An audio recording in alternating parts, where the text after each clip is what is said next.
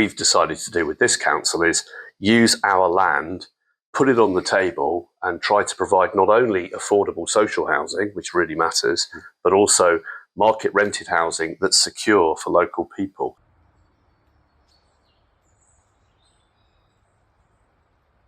So, Homes Cornwall, this is something, Tim, that we've come up with together. We need to try to find ways and innovative ways of moving forward to try to solve the housing problem that we've got. And the housing problem, very simply, is we know that we've got 25,000 people on a housing register. We've got somewhere in the region of 850 families and individuals in temporary accommodation, which not only are the cost to them, it's a terrible experience to be in temporary accommodation, but it actually costs the council somewhere in the region of 12 million quid a year, which is something we really have to look carefully about. So Homes Cornwall is our means of putting our land on the table to work with interested partners. But the caveat is that we actually want those people that work with us to deliver housing that is for local people. It's about solving that real problem of undersupply of housing in Cornwall.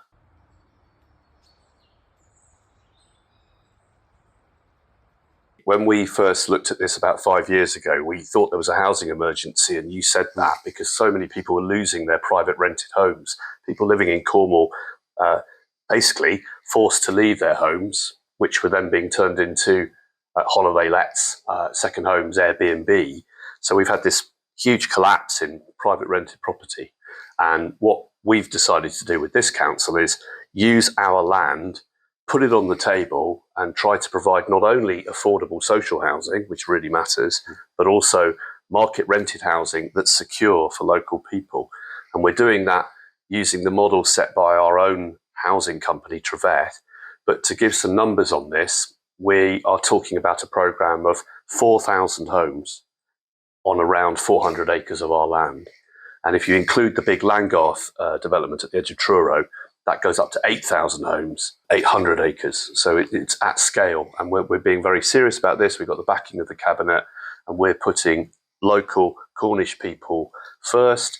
We're talking about homes just for local people on our land. So very simply, in a nutshell, our land, which we've identified as being surplus to requirements, trying to find willing partners, but homes for local people. Homes for local people on Cornwall Council land. Yeah.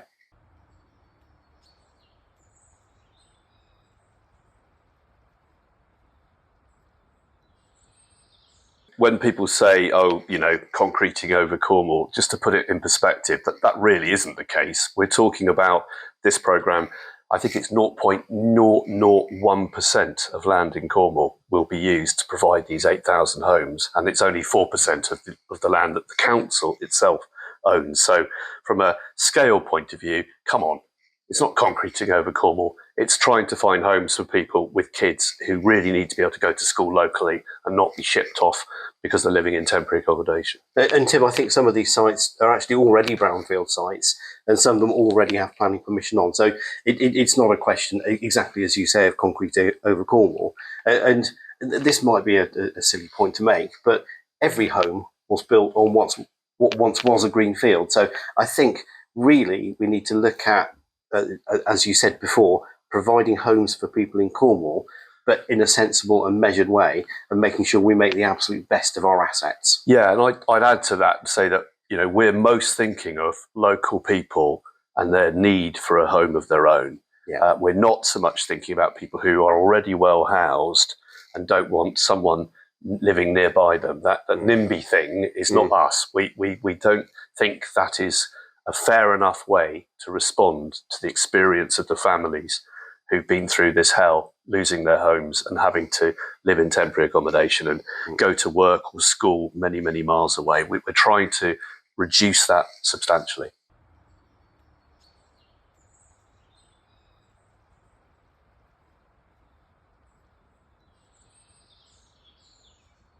The reason why we're looking for private developers is that clearly we can't do all this work ourselves. Cornwall Council does build homes, social homes, and we've got a really good track record in doing that. In fact, with a recent government-sponsored report, we've had a really good review on our house building services. But the scale that we need homes is something we just can't do ourselves. So bearing in mind it's in our land, and Tim, you're portfolio is to look after our assets. How do you think we should be developing that relationship with the private sector? One of the things that makes this different is if you just have a private developer going for planning consent, well, they can get their consent if government allows them to, whatever we say. But where we own the land, we decide who the developer is going to be, and we will only be making that land available to those people, provided they provide the social housing, but also a very high proportion of market rented property to local people. And we know it works because this is something that our company Treveth have already done successfully. There are hundreds of people paying market rents who are from the local community living in Treveth properties, and they are very, very pleased to be there. So we want that to be done at scale, and we're looking for partners that are committed to that rather than any old sell-off. We're not talking here about homes for holiday lets or second homes. We will rule all of that out. So the developers we're going to be working with, including our own company and including registered providers, which they used to be called, well, they're social landlords, they're involved as well. It's all going to be about homes for local people, including the market homes. That's the key difference. So the message I'm hearing there, Tim, is we're not being absolutely prescriptive on it being the private sector, but we think the private sector probably will be able to step into this space and help us. But it also quite potentially could be Treveth, our own arm's length company, and it could also be the registered providers who provide social homes all over Cornwall already. It'll probably be a mix of those, but they'll all have to, for us to release our land, and I'm very committed to this as the cabinet member for the land, we're not passing over land to people who are going to just build homes for sale to anyone who wants one. Yeah. Homes for local people. Homes for local people.